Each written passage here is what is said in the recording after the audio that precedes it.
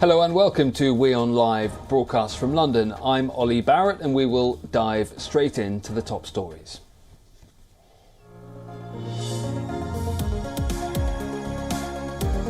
US National Security Advisor Jake Sullivan holds talks with Israeli President Isaac Herzog, who reportedly repeats Israel's desire to stop Iran from acquiring nuclear weapons at all costs.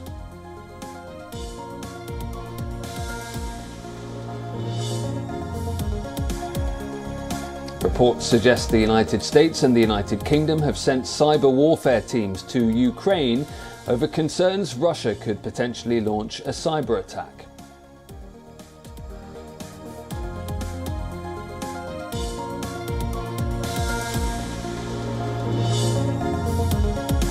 The World Food Programme announces it will reduce food rations for 8 million people in Yemen from January due to a lack of funds, warning of further cuts if more money doesn't come through.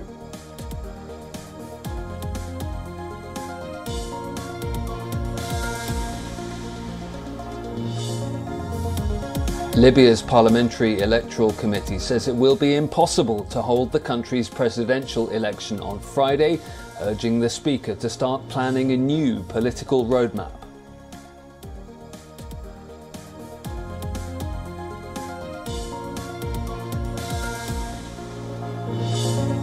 A brawl breaks out on the floor of Ghana's parliament as lawmakers debate a proposed tax on electronic transactions.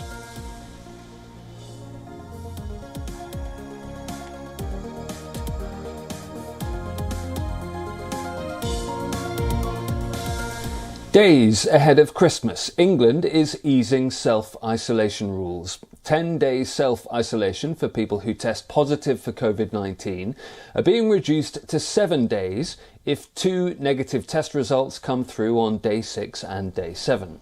This applies to everyone, regardless of vaccination status. It also applies to anyone currently in isolation. Officials believe the new rules will enable more people to spend the holidays with their family and ease staffing shortages for businesses and public services.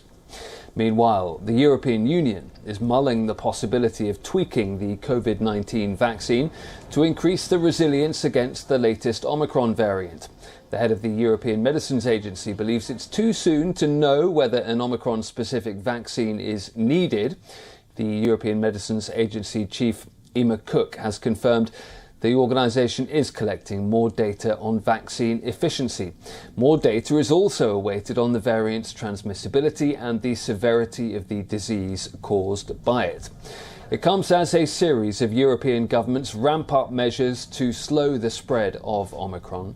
Our correspondent Trent Murray joins us now live from Berlin. Trent, what exactly are the new measures that the German government is bringing in? Well, Ollie, if you're planning a big New Year's Eve party, now is the time to cancel it, according to the new German Chancellor Olaf Scholz. These are new measures which he and the state leaders have announced in the past 24 hours, which essentially cap the number of people that can gather at 10 if they are vaccinated. So that essentially eliminates the ability to have big neighbourhood street parties for New Year's Eve or those large public gatherings around fireworks. They are all now being cancelled across Germany because of these new restrictions. The number of people that can gather, though, does lessen significantly if an unvaccinated person is present. If that happens, then only 2 households are allowed to meet. Of course, the main question that many people are asking is how exactly you police that. The responsibility, it seems, is on the hosts or homeowners to make sure that anybody visiting them has got their vaccine pass on them and that they don't breach the rules over the holiday season. And how, well, you touched on it there, but how has all of that been going down with people in Berlin where you are, that you've been speaking to? Yeah, so look, I think that there's a real understanding that in parts of the German population there is an element of fatigue and frustration setting in at many of these long-running restrictions. Certainly when Chancellor Scholz addressed the country last night following those talks with regional leaders, you could sense that he wasn't just announcing the new restrictions and asking people to follow them, but also pleading for patience, because many of these rules, because of the pandemic, have been around now for many months, very little let up in many ways. We've also seen in the past couple of days some pretty big protests across the country. Around 50,000 people took to the streets on Monday night in 20 separate German cities. So it's really against that backdrop that the German government is just trying to strike that balance between getting people to comply with the new rules and also understanding that there is just an element of fatigue and frustration in some parts of the community. And how importantly does the German government view the role of booster jabs here? The booster jab rate is running quite quickly in Germany compared to some other European Union countries. It really remains priority number one, it seems, certainly for the new health minister. We are just hearing repeated messaging at all levels of government for people to get their booster jabs, and they are really trying to make it as easy as possible, extending the opening hours of vaccine centres, opening up vaccine clinics at busy places like shopping malls and train stations. And even in the past few days, we've seen the law expanded to allow dentists and veterinarians to also administer jabs, to really try and get out to as much of the population as possible. We have seen in some cases there have been very long lines at some of those vaccine centres, clearly indicating there is a pretty big desire on the part of the population to get their jabs. But they say that that really is the key to trying to hold back this big wave of Omicron, which is expected to sweep across Europe. So even over Christmas Day and possibly New Year's Day, there are calls to keep those vaccine centres open to ensure people do continue to come in. Okay, Trent, thank you. That's Trent Murray reporting live for us from Berlin. Israel has announced a fourth dose of the COVID-19 vaccine for people older than 60 to be rolled out with immediate effect. It'll go to senior citizens, medical workers and people with a suppressed immune system. The Prime Minister's office made an announcement after receiving a recommendation from the country's panel of coronavirus experts. The fourth dose will be given after a gap of at least 4 months from the third dose. The recommended gap between a second and third dose is also being shortened from 5 to 3 months. Israel is facing a problem of vaccine hesitancy among its ultra-Orthodox Jewish community. Hundreds of thousands of ultra-Orthodox Jews are yet to receive their COVID-19 shots. The group has some of the lowest vaccination rates in the country.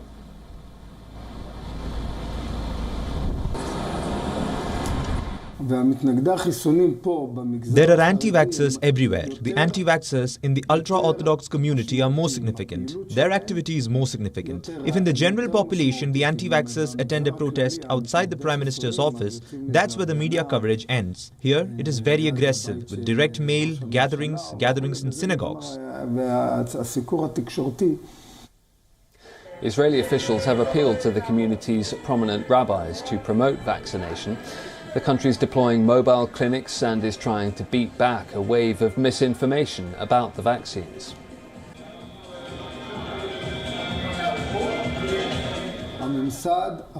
We are going on the offensive with the issue of vaccinations, and we are enlisting the greatest rabbis for this. The greatest rabbis are enlisting us. They are the leaders.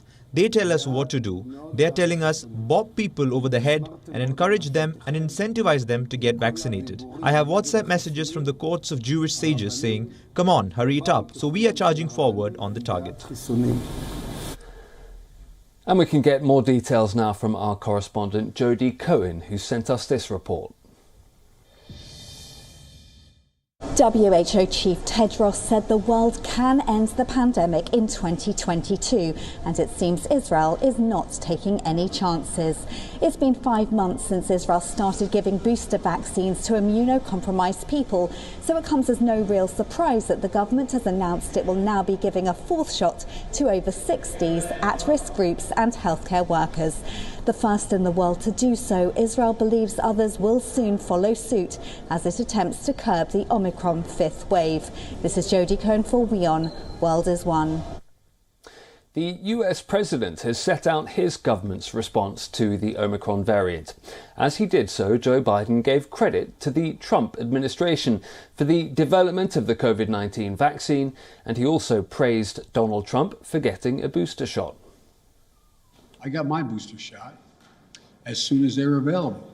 And just the other day, former President Trump announced he had gotten his booster shot. Maybe one of the few things he and I agree on. President Biden aimed to reassure vaccinated Americans that they can still proceed with their holiday plans. I know some Americans are wondering if you can safely celebrate the holidays with your family and friends. The answer is yes, you can. If you and those you celebrate with are vaccinated, particularly if you've gotten your booster shot. Well, during his speech, Joe Biden announced the purchase of 500 million at-home rapid tests. These 500 million new tests will be made available next month and will reach Americans, he says, through the mail. The president told reporters after his speech that the current shortage of COVID-19 tests in the US is not a failure, but rather a reflection of a dramatic surge in cases.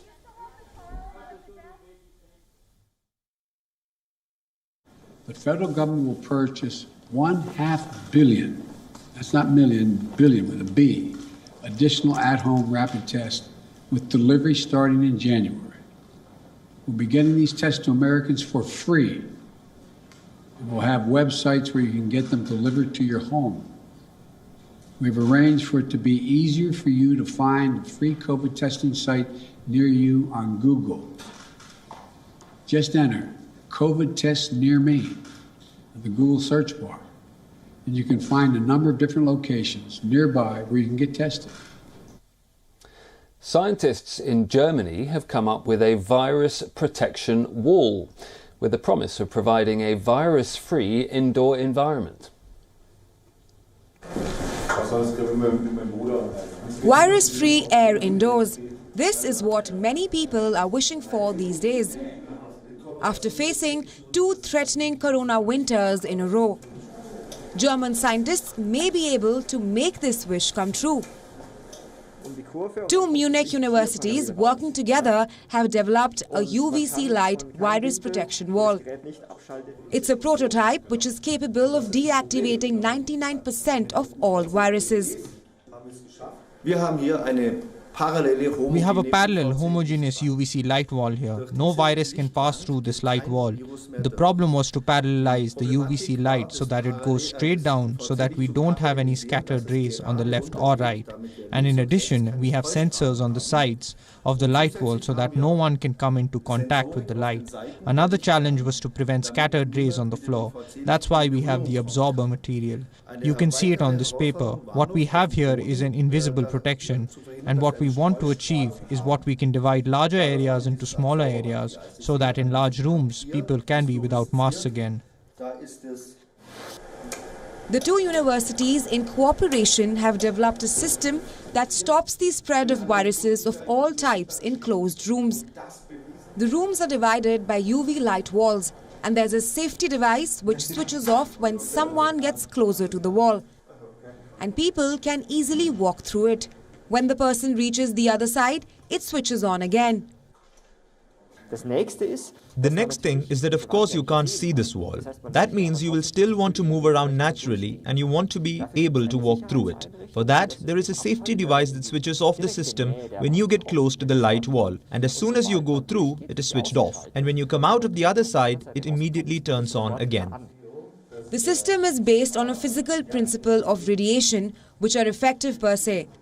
According to the developers, the UVC light wall could increase safety at the workplace and in homes alike. This is a UV light wall that produces light from the ceiling to the floor like a light curtain.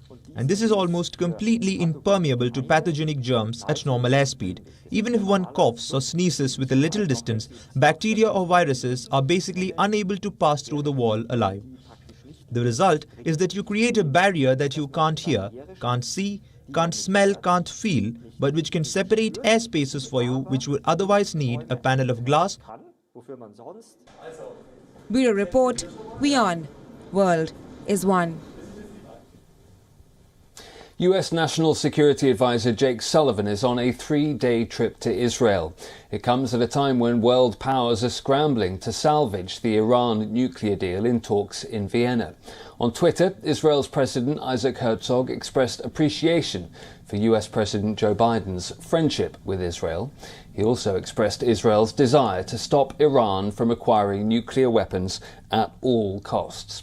According to Herzog's office, the Israeli president told Sullivan the Middle East is currently divided into 2 coalitions and that they're working towards a better world for their citizens. Sullivan is also scheduled to hold detailed discussions with Israeli Prime Minister Naftali Bennett. Talks on the international nuclear deal remain adjourned for at least 10 days in Vienna. The US wants Iran to comply with the JCPOA. Iran instead wants the US to first lift sanctions.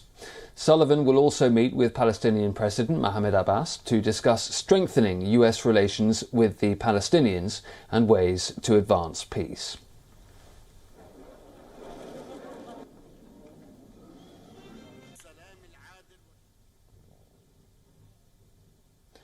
A minister in Madagascar swam for 12 hours after his helicopter crashed at sea.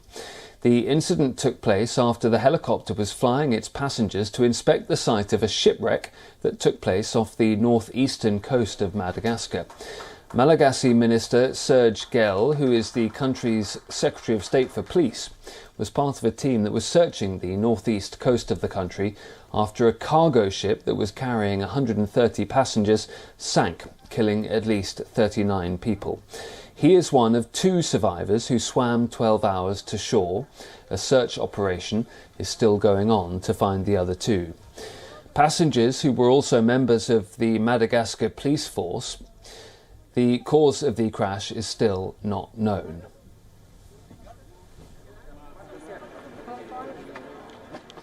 Otrany accident tsotra io raha faly devant tsy ampoizina dia latsaka liliko ary matoa za velona matoa zay mbola velona akaiky be tsy latsaka ambony be zany satria manaraka ambony ranomasina zay. Next to Ghana, where a skirmish broke out inside Parliament.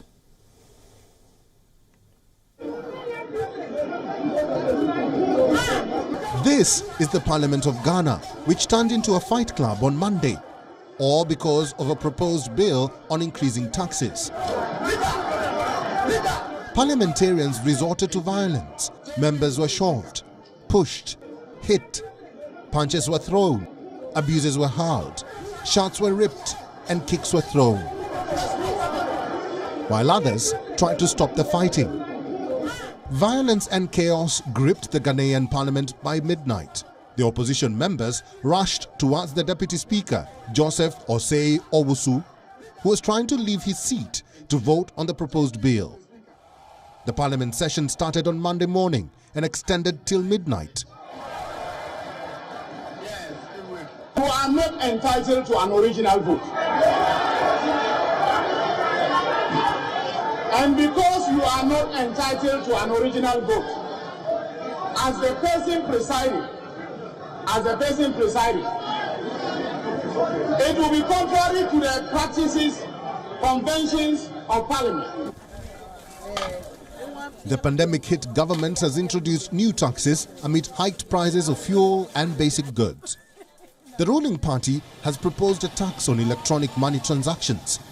This bill was presented as an urgent proposal in the parliament, a request that didn't go down well with opposition members, lawmakers from the 2 political basic goods. The ruling party has proposed a tax on electronic money transactions. This bill was presented as an urgent proposal in the parliament, a request that didn't go down well with opposition members. Lawmakers from the two political sides debated heatedly on the bill, which seeks to impose an electronic levy of 1.75% on all mobile transactions. The opposition members say that the proposed levy will affect the lower income groups, which extensively rely on mobile transactions for their daily living. The videos of this parliament brawl went viral online, with Ghanaians expressing disappointment with the government.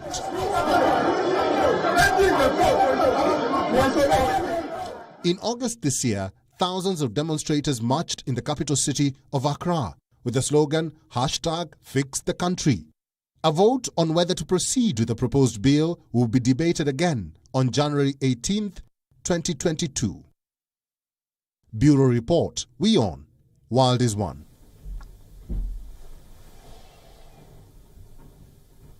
Now, despite the scare from the Omicron variant of COVID-19 and a spike in infections, New Yorkers are gearing up for a cheerful celebration. The city has sprinkled decorations across the streets and boroughs. New York City has officially entered the festive season.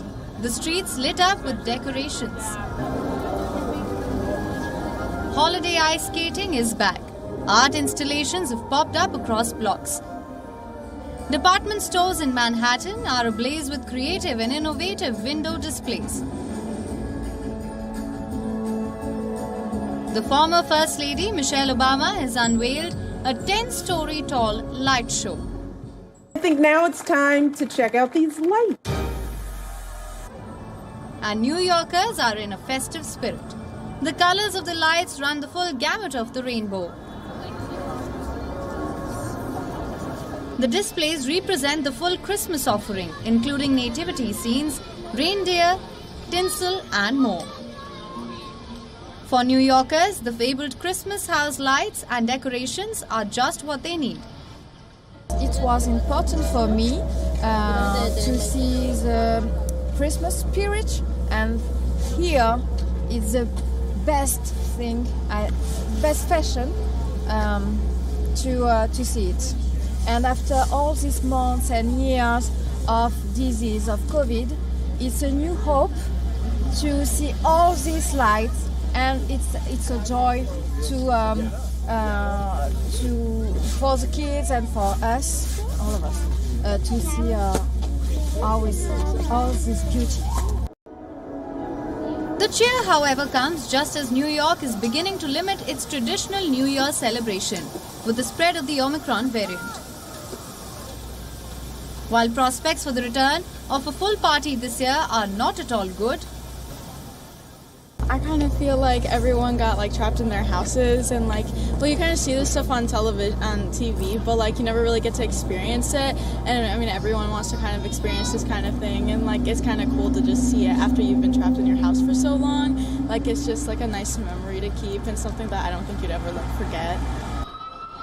Facing the familiar pandemic doom as last year, many are deciding that the best choice is to push on with holiday rituals. Such a resilience was the attitude at the Dyker Heights neighborhood of Brooklyn. Visitors from near and far paid a visit to the famed Christmas house light show. The Christmas lights of Dyker Heights never fully dimmed, even during the dark days of 2020. And the show, albeit reduced, did go on. It's weird watching it explode to the popularity that it is now, definitely. And like I said, growing up, it was coming up here as a kid, it was a lot different than it is now. Now that I'm able to share it with my kids, especially my son, makes it even better. It's fun. I like it. It's a good experience. I like it. Those who arrived for a visit for more tropical confines had no problem with the lack of snow in the Christmas displays. The mostly residential neighborhood has found itself as a pit stop for New York holiday tourism, alongside the likes of Rockefeller Center and Times Square. Bureau Report, WION, World is One. That's all we have on today's show. Thanks very much for watching. As ever, I'm Ollie Barrett. Do stay tuned to WION World is One.